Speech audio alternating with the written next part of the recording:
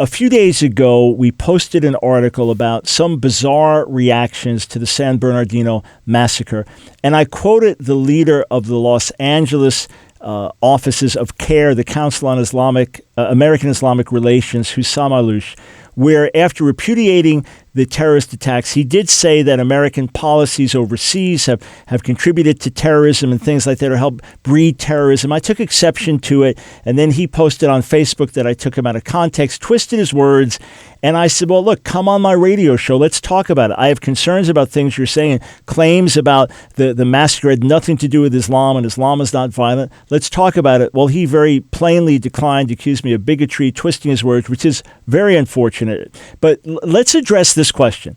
And to any Muslim leader, please, I'm not trying to pick a fight with you. All right, if you're radical Muslim, then our ideologies are radically opposed. Absolutely. We differ very, very, very deeply. And I'm praying for you to come to know the love of the one true God. But for all Muslim leaders, let's have a discussion. You're welcome to join me on the air. I want to raise a few questions for you. But first, let's frame this discussion here.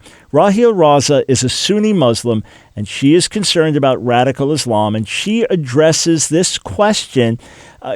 She addresses the question of what percentage of Muslims are really radical. Listen.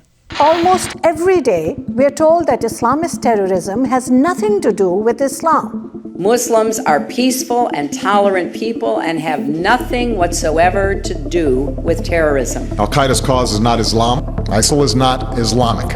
And we are told that Muslims reject the extremists. The overwhelming majority of Muslims reject that interpretation of Islam. It's very important for us to align ourselves with the 99.9% of Muslims who are looking for the same thing we're looking for. Is that true? You heard President Obama, you heard Hillary Clinton. Is it true that 99.9% of Muslims are not radical and do not share these particular values and would repudiate them? Is that true? Now, the same claim was made, not using that stat, but the same claim was made by Hussam Allouche, the gentleman that I alluded to from CARE, and the gentleman who's refused to come on the air with me declined my invitation. He's interviewed on CNN after the San Bernardino massacre. Listen to what he had to say. We have to put things in perspective. There are 1.6 billion, with a B, Muslims in the world. The number of people who join groups like ISIS, Daesh, Al-Qaeda, is a fraction of a fraction of a fraction of that whole number. When we allow them to hijack the name Islam when they commit their horrific acts, we are doing an injustice, unfair injustice towards the rest of the Muslims who reject such behavior. And we're giving these people a credit they don't deserve, because they're claiming to be Muslim, they're claiming to be acting on behalf of Muslims and Islam, and they're not. All right.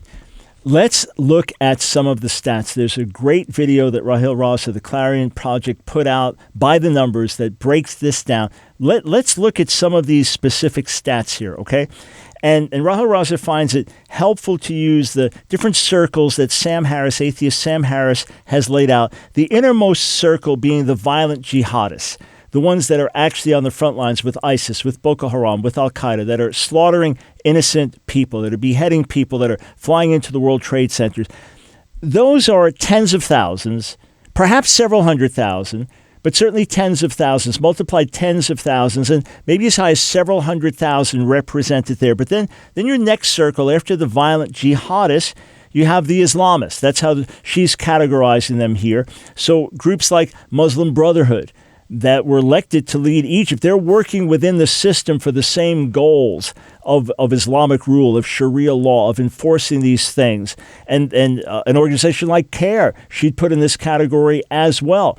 Now you're talking into the multiplied millions, but it's a little bit harder to statistically analyze because of the different roles they play. A country like Iran, that would be in that. You've got tens of millions of Iranians. Saudi Arabia, fundamentalist Islamic country. Would that be in this category? Well, now we've got the third circle, the largest circle here, which is fundamentalists. Fundamentalist Muslims, which certainly number several hundred million. So there was a major survey done by Pew Forum.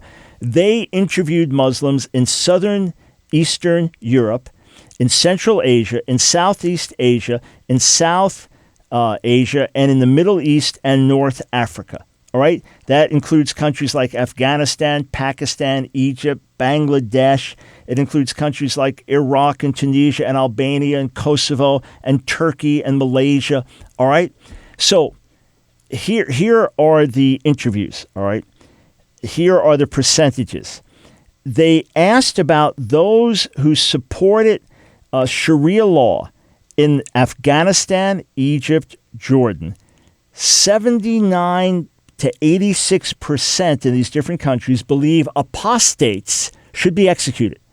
Okay? In these specific countries, Afghanistan, Egypt, Jordan, they're supporting Sharia law, and they say roughly 8 in 10 say that those who leave Islam should be executed.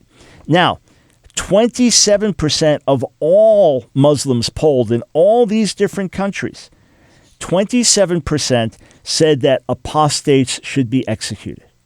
All right, of all the Muslims that they polled. Now, let's go a little further. Western Muslims aged 18 to 29. So in France, in Britain, and America, Western Muslims aged 18 to 29 who believe suicide bombings against civilians can be justified. French Muslims, 42%. 4 in 10. I thought President Obama said 99.9% of all Muslims worldwide do not share these radical values. 42% of French Muslims, 35% of British Muslims, and 26% of American Muslims, again, aged 18 to 29, who believe suicide bombings against civilians, quote, can be justified. Let's go a little bit further here. Surveyed Muslims worldwide on the list of different countries that I gave you. Those who want Sharia law to be the law of the land, 53% of them. Percentage of Muslim surveys who want Sharia law who also favor corporal punishment, like chop off the hand of a repeat offender who's stolen, stone adulterers, flogging penalties. So out of those who want Sharia law, which is 53%, who also favor corporal punishment, 52% of them. What does that break down to? Over 281 million Muslims support whippings and amputations. And then all Muslims surveyed worldwide, are honor killings justifiable? All right. Out of this, so this is, you've got a younger sister and she has sex out of wedlock. Should she be killed? 39% say often, sometimes, or rarely justified, which means at least some justification. That would be 345 million Muslims worldwide. So here are 4 simple questions for Muslim leaders. Number 1, how can you say that only the most minute percentage of Muslims are radical when it can be easily documented that a sizable minority of Muslims are radicalized, translating into at least several hundred million Muslims, at least fundamentalists? Number 2, if there's no support for violence in Islam, why do so many Muslim leaders today advocate jihad? Number 3, if groups like CARE truly repudiate Islamic terrorism, where is their categorical condemnation of terrorist organizations like Hamas? And number 4, how do American Muslim leaders feel about the death penalty for Muslims who convert to other religions, especially when this is the law in at least 20 Islamic countries today? Please contact me, call me, write to me. If you're a Muslim leader or a supporter of Muslims and in a leadership position, please answer these questions. Let us have honest, fruitful dialogue, and let the truth be known.